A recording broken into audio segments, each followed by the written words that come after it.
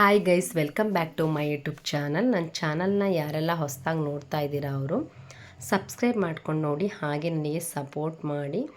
ನಾನು ಇವತ್ತಿನ ವಿಡಿಯೋದಲ್ಲಿ ಒಂದು ಹೆಲ್ದಿ ಟೇಸ್ಟಿಯಾಗಿರುವಂತಹ ರೊಟ್ಟಿ ಚಪಾತಿ ಪೂರಿ ಜೊತೆಗೆ ಕಾಂಬಿನೇಷನ್ ಆಗಿರುವಂತಹ ಗ್ರೇವಿ ಮಾಡೋಣ ಅಂತೇಳಿ ಮಾಡ್ತಾಯಿದ್ದೀನಿ. ಬನ್ನಿ ಅದು ಹೇಗೆ ಮಾಡೋಣ ಅಂತ ನೋಡೋಣ. ಈ ಎಲೆ ಅಥವಾ ಸೊಪ್ಪು ಅಂತಲೂ ಕರೀತಾರೆ ಇದನ್ನು. ಇದು ನೋಡೋಕ್ಕೆ ಎಲೆ ಥರನೇ ಸೇಮ್ ಕಾಣಿಸ್ತಿರೋದು. ಈ ಎಲೆ ನೋಡ್ತಾ ಇದ್ದರೆ ಕೆಲವರಿಗೆ ಗೊತ್ತಿದೆ ಅನ್ಕೋತೀನಿ, ಕೆಲವರಿಗೆ ಗೊತ್ತಿರಲ್ಲ. ಈ ಎಲೆ ಹೆಸರು ಏನಪ್ಪ ಅಂತ ಅಂದರೆ ಬಸಳೆ ಸೊಪ್ಪು ಎಲೆ ಅಥವಾ ಸೊಪ್ಪು ಅಂತ ಕರೀತಾರೆ. ಅದರ ಗ್ರೇವಿ ಮಾಡೋಣ ಅಂತ ಮಾಡ್ತಾಯಿದ್ದೀನಿ. ಅದು ನಾರಿನಂಶ ಎಲ್ಲ ತುಂಬ ಚೆನ್ನಾಗಿರುತ್ತೆ ಮತ್ತು ಆರೋಗ್ಯಕ್ಕೂ ಕೂಡ ಒಳ್ಳೆಯದು. ನಾನು ಕೆಲವು ಸಾಮಗ್ರಿಗಳನ್ನ ಜೋಡಿಸಿ ಇಟ್ಕೊಂಡಿದ್ದೀನಿ. ಇವಾಗ ಮೊದಲಿಗೆ ಒಂದು ಪಾತ್ರೆನ ಕಾಯಕ್ಕಿಟ್ಟು ಅದಕ್ಕೆ ಸ್ವಲ್ಪ ಎಣ್ಣೆ ಹಾಕಿದ್ದೀನಿ. ಎಣ್ಣೆ ಹಾಕಿ ನಾನು ನೀಟಾಗಿ ಈ ಸೊಪ್ಪನ್ನ ತೊಳೆದೆಲ್ಲ ನೀಟಾಗಿ ಇಟ್ಕೊಂಡಿದ್ದೀನಿ. ಒಂದೊಂದು ಎಲೆನೇ ಬಿಡಿಸಿ ಅದನ್ನು ಇವಾಗ ಅದನ್ನ ಸ್ವಲ್ಪ ಹುರ್ಕೊಳ್ಳೋಣ. ಕೆಲವರು ಬೇಯಿಸ್ಕೋತಾರೆ ಅನಿಸುತ್ತೆ, ನಾನಿಲ್ಲಿ ಹುರ್ಕೊಂಡು ಮಾಡ್ತೀನಿ. ಹುರ್ಕೊಂಡು ಮಾಡಿದ್ರೆ ನನಗೆ ಇಷ್ಟ ಆಗೋದು, ಟೇಸ್ಟು ಚೆನ್ನಾಗಿರುತ್ತೆ ಅಂತೇಳಿ ನಾನು ಹುರಿದಿದ್ದೀನಿ. ನೋಡಿ, ಹುರಿದಾಗ ಈ ರೀತಿ ಆಗುತ್ತೆ. ಅದರಲ್ಲೇ ಸ್ವಲ್ಪ ನೀರಿನಂಶನೂ ಕೂಡ ಬಿಡುತ್ತೆ. ಸೊಪ್ಪುಗಳಂತೂ ಜಾಸ್ತಿ ಇದ್ರೂ ಕೂಡ ಈ ಥರ ಬೇಯಿಸಿದಾಗ ಅಥವಾ ಹುರಿದಾಗ ಕ್ವಾಂಟಿಟಿ ಕಮ್ಮಿನೇ ಆಗುತ್ತೆ. ಸ್ವಲ್ಪ ಜಾಸ್ತಿ ಇದ್ದರೆ ಸೊಪ್ಪನ್ನ ಜಾಸ್ತಿನೇ ತೊಗೊಳ್ಳಿ.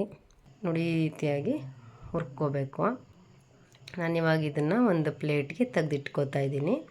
ತೆಗೆದಿಟ್ಕೊಂಡು ಅದೇ ಪಾತ್ರೆಯಲ್ಲಿ ನಾನು ಸ್ವಲ್ಪ ಒಣಮೆಣ್ಸಿನ್ಕಾಯಿ ಹಾಕ್ಕೋತಾ ಇದ್ದೀನಿ. ಅದನ್ನು ಸ್ವಲ್ಪ ಹಾಗೆ ರೋಸ್ಟ್ ಮಾಡ್ಕೊಳ್ಳಿ, 1-2 ಸೆಕೆಂಡು. ಎಣ್ಣೆ ಸ್ವಲ್ಪ ಕಮ್ಮಿ ಅನಿಸಿದ್ರೆ ಒಂಚೂರು ಜಾಸ್ತಿ ಹಾಕ್ಕೋಬಾರ್ದು, ಸ್ವಲ್ಪ 1 ಸ್ಪೂನಷ್ಟು ಎಣ್ಣೆ ಇದ್ದರೆ ಸಾಕು. ಅಲ್ಲಿ ಸೊಪ್ಪು ಹಾಕ್ಕೊಂಡಾಗಲೇ ಎಣ್ಣೆ ಅಂಶ ಇತ್ತು, ಅಷ್ಟೇ ಸಾಕು ಅನ್ಕೋತೀನಿ. ಮೆಣಸಿನ್ಕಾಯಿ ಸ್ವಲ್ಪ ರೋಸ್ಟ್ ಆದಮೇಲೆ ನಾನು ಸ್ವಲ್ಪ ಈರುಳ್ಳಿನೂ ಕೂಡ ಹಾಕ್ಕೋತಾ ಇದ್ದೀನಿ. ಒಂದು ಮೀಡಿಯಮ್ ಸೈಜ್ ಒಂದು ಈರುಳ್ಳಿ ಹಾಕ್ಕೊಂಡಿದ್ದೀನಿ ನಾನು. ಈರುಳ್ಳಿನ ಹಾಕ್ಕೊಂಡು ಹುರ್ಕೋತಾ ಇದ್ದೀನಿ. ಅದು 1-2 ಸೆಕೆಂಡ್, ತುಂಬ ಏನು ಬಾಡೋ ಅವಶ್ಯಕತೆ ಇಲ್ಲ, ಸ್ವಲ್ಪ ಹುರ್ಕೊಂಡ್ರೆ ಸಾಕು. ಅದ್ರ ಜೊತೆನೇ ನಾನು ಬೆಳ್ಳುಳ್ಳಿನೂ ಕೂಡ ಹಾಕ್ಕೋತಾ ಇದ್ದೀನಿ. ಬೆಳ್ಳುಳ್ಳಿನೂ ಹಾಕಿ ಅದನ್ನು ಹಾಗೆ ಫ್ರೈ ಮಾಡ್ಕೊಳ್ಳಿ. ಹಾಗೆ ನಾನು 1-2 ಪೀಸು ಶುಂಠಿ ಕೂಡ ಹಾಕ್ಕೋತಾ ಇದ್ದೀನಿ, ಚಕ್ಕೆ ಹಾಕ್ಕೋತಾ ಇದ್ದೀನಿ, ಹಾಗೆ 1-4 ಲವಂಗ ಕೂಡ ಹಾಕ್ಕೋತಾ ಇದ್ದೀನಿ. ಸ್ವಲ್ಪ ಹುಣಸೆಹಣ್ಣು ಹಾಕ್ಕೋತಾ ಇದ್ದೀನಿ, ಚೆನ್ನಾಗಿರುತ್ತೆ ಅಂಥೇಳಿ. ಹುಳಿ ಅಂಶ ಇರುತ್ತಲ್ಲ, ಸೊಪ್ಪು ಐಟಮ್ಗೆ ಸ್ವಲ್ಪ ಹುಣಸೆಹಣ್ಣು ಹಾಕ್ಕೊಂಡ್ರೆ ಚೆನ್ನಾಗಿ ಅನಿಸೋದು. ಜೊತೆಗೆ ನಾನು ಟೊಮೊಟೊ ಹಣ್ಣು ಕೂಡ ಹಾಕ್ಕೋತಾ ಇದ್ದೀನಿ. 1 ಟೊಮೊಟೊ ಹಣ್ಣು ಹಾಕ್ಕೊಂಡಿದ್ದೀನಿ. ಅದನ್ನು ಸ್ವಲ್ಪ ಸಾಫ್ಟ್ ಆಗೋವರೆಗೆ ಬಾಡಿಸ್ಕೊಳ್ಳಿ ಟೊಮೊಟೊ ಹಣ್ಣು. ಅದಾದ ನಂತರ ನಾನು ಸ್ವಲ್ಪ ಕಾಯಿ ಪೀಸಸ್ನು ಹಾಕ್ಕೊಂಡಿದ್ದೀನಿ, ಹೆಚ್ಚು ಹಾಕ್ಕೊಂಡಿಲ್ಲ.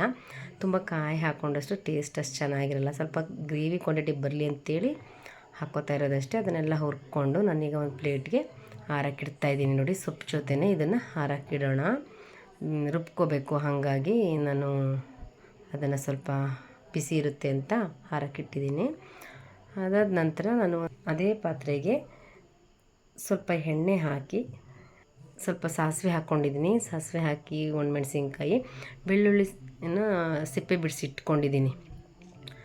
ಇನ್ನೂ ನೀವು ಬೇಕಾದರೆ ಇದಕ್ಕಿಂತ ಕ್ವಾಂಟಿಟಿ ಬೆಳ್ಳುಳ್ಳಿ ಹಾಕ್ಕೊಂಡ್ರು ಚೆನ್ನಾಗಿರುತ್ತೆ. ಎಣ್ಣೆಲಿ ಅದನ್ನ ರೋಸ್ಟ್ ಮಾಡಿ, ಮತ್ತು ಈರುಳ್ಳಿನೂ ಕೂಡ ಈ ಥರ ಸಣ್ಣ ಸ್ಲೈಸಾಗಿ ನಾನು ಇದು ಕಟ್ ಮಾಡ್ಕೊಂಡು ಇಟ್ಕೊಂಡಿದ್ದೆ. ಈರುಳ್ಳಿನೂ ಕೂಡ ರೋಸ್ಟ್ ಮಾಡಿಕೊಂಡು ಸ್ವಲ್ಪ ಕರಿಬೇವಿನ ಸೊಪ್ಪು ಕೂಡ ಹಾಕ್ಕೋತಾ ಇದ್ದೀನಿ. ಈರುಳ್ಳಿ ರೋಸ್ಟ್ ಆಗೋವರೆಗೆ ಇಲ್ಲಿ ತಣ್ಣಗಾಗಿತ್ತಲ್ಲ, ಅದನ್ನು ಇವಾಗ ರುಬ್ಕೊಳ್ಳೋಣ. ಸೊಪ್ಪು ಎಲ್ಲ ಸೇರಿಸ್ಕೊಂಡು ಪೇಸ್ಟ್ ಮಾಡ್ಕೊಳ್ಳೋಣ. ನಾನಿವಾಗ ನೋಡಿ ಈ ರೀತಿಯಾಗಿ ಪೇಸ್ಟ್ ಮಾಡ್ಕೊಂಡಿದ್ದೀನಿ. ಸೊಪ್ಪೆಲ್ಲ ಹಾಕಿರೋದ್ರಿಂದ ಗ್ರೀನ್ ಕಲರಾಗಿ ಎಷ್ಟು ಚೆನ್ನಾಗಿ ಕಾಣಿಸ್ತಿದೆ. ಜೊತೆಗೆ ಅದು ರುಬ್ಬೆಲ್ಲಾದ್ಮೇಲೆ ಸ್ವಲ್ಪ ಕೊತ್ತಂಬರಿ ಸೊಪ್ಪನ್ನ ಹಾಕ್ಕೊಂಡು ರುಬ್ಕೋತಾ ಇದ್ದೀನಿ. ರುಬ್ಕೊಂಡ ನಂತರ ನಾನಿಲ್ಲಿ ಈರುಳ್ಳಿ ಎಲ್ಲ ಫ್ರೈ ಮಾಡ್ಕೊಂಡಿದ್ನಲ್ಲ, ಬೆಳ್ಳುಳ್ಳಿ ಎಲ್ಲ ಹಾಕಿ ಅದ್ರ ಜೊತೆ ಹಾಕಿ 1-2 ನಿಮಿಷ ರೋಸ್ಟ್ ಮಾಡ್ಕೊಳ್ಳಿ. ರುಚಿಗೆ ತಕ್ಕಷ್ಟು ಉಪ್ಪನ್ನು ಕೂಡ ಹಾಕ್ಕೊಳ್ಳೋದ್ರ ಜೊತೆಗೇ ನೀರನ್ನು ಕೂಡ ತುಂಬ ಹಾಕೋ ಅವಶ್ಯಕತೆ ಇಲ್ಲ. ರುಬ್ಬೇಕಾದ್ರೆ ಜಾರಲ್ಲಿತ್ತಲ್ಲ ಅಷ್ಟು ಹಾಕ್ಕೊಂಡ್ರೆ ಸಾಕು. ತುಂಬ ತೆಳ್ಳಗಾದರೆ ಚೆನ್ನಾಗಿರಲ್ಲ. ನಾನೀಗ ಕೊತ್ತಂಬರಿ ಸೊಪ್ಪನ್ನ ಸ್ವಲ್ಪ ಹಾಕಿದ್ದೀನಿ. ಹೆಚ್ಚು ಬೇಯಿಸೋ ಅವಶ್ಯಕತೆ ಇಲ್ಲ, ಯಾಕಂದರೆ ಎಲ್ಲ ಹುರಿದಿರುವಂಥ ಸಾಮಗ್ರಿಗಳೇ ಆಗಿರೋದ್ರಿಂದ ಸ್ವಲ್ಪ ಫ್ರೈ ಮಾಡಿಕೊಂಡ್ರೆ ಬೇಯಿಸ್ಕೊಂಡ್ರೆ ಸಾಕು. ನಾನೀಗ ನೋಡಿ ಈ ರೀತಿಯಾಗಿ ಚೆನ್ನಾಗಿ ಸುತ್ತೆಲ್ಲ ಎಣ್ಣೆ ಬಿಡೋವರೆಗೆ ಒಂದು 5 ನಿಮಿಷ ಬೇಯಿಸ್ಕೊಳ್ಳಿ. ನೋಡಿ ಎಷ್ಟು ಚೆನ್ನಾಗಿ ಬಂದಿದೆ, ಕಲರ್ ಸ್ವಲ್ಪ ಚೇಂಜ್ ಆಗಿದೆ, ನೋಡ್ತಾ ಇದ್ದೀರಲ್ವ. ನಿಮಗೆ ಬೇಕಂದರೆ ಈರುಳ್ಳಿ ಬೆಳ್ಳುಳ್ಳಿನ ಇನ್ನೊಂದು ಸ್ವಲ್ಪ ಹಾಕ್ಕೊಂಡ್ರು ಚೆನ್ನಾಗಿರುತ್ತೆ. ನೋಡಿ, ಇವಾಗ ಗ್ರೇವಿ ರೆಡಿಯಾಗಿದೆ. ನಾನಿವಾಗ ಪೂರಿ ಜೊತೆಲಿ ಒಂದು ಪ್ಲೇಟ್ಗೆ ಹಾಕಿ ಸರ್ವ್ ಮಾಡಿದ್ದೀನಿ. ರೊಟ್ಟಿ ಚಪಾತಿ ಜೊತೆಲೆಲ್ಲ ಚೆನ್ನಾಗಿರುತ್ತೆ. ನಾನು ಪೂರಿ ಜೊತೆ ಮಾಡಿದ್ದೀನಿ, ತುಂಬ ಟೇಸ್ಟಿಯಾಗಿ ತುಂಬ ಚೆನ್ನಾಗಿದೆ. ನೀವು ಈ ಬಸಳೆ ಸೊಪ್ಪು ಸಿಕ್ಕಿದಾಗಂತೂ ಮಿಸ್ ಮಾಡದೆ ಟ್ರೈ ಮಾಡಿ. ತುಂಬಾ ಹೆಲ್ದಿನೂ ಕೂಡ, ಮಕ್ಕಳು ಕೂಡ ಇಷ್ಟಪಟ್ಟು ತಿಂತಾರೆ. ಈ ಸೊಪ್ಪು ಅಂತೇನಲ್ಲ, ಎಲ್ಲ ಸೊಪ್ಪಲ್ಲೂ ಕೂಡ ನಾರಿನಂಶ ಎಲ್ಲ ಇರೋದ್ರಿಂದ ಆರೋಗ್ಯಕ್ಕೆಲ್ಲ ಒಳ್ಳೆಯದು. ಇದರ ಗ್ರೇವಿ ಮಾಡ್ಕೊಂಡಿರೋದು ತುಂಬಾ ಚೆನ್ನಾಗಿರುತ್ತೆ. ಇದಕ್ಕೆ ಬೇಕಾದರೆ ನೀವು ಪನ್ನೀರನ್ನ ಸ್ವಲ್ಪ ಫ್ರೈ ಮಾಡಿ ಇದ್ರೊಳಗೆ ಹಾಕ್ಕೊಂಡ್ರೂ ಇನ್ನೂ ಚೆನ್ನಾಗಿರುತ್ತೆ. ಈ ರೆಸಿಪಿ ಎಲ್ಲರಿಗೂ ಇಷ್ಟ ಆಗಿದೆ ಅಂತೇಳಿ ನಾನು ಭಾವಿಸ್ತಾ ಇದ್ದೀನಿ. ಈ ರೆಸಿಪಿನ ಒಮ್ಮೆ ಟ್ರೈ ಮಾಡಿ ನಿಮ್ಮ ಮನೆಗಳಲ್ಲಿ.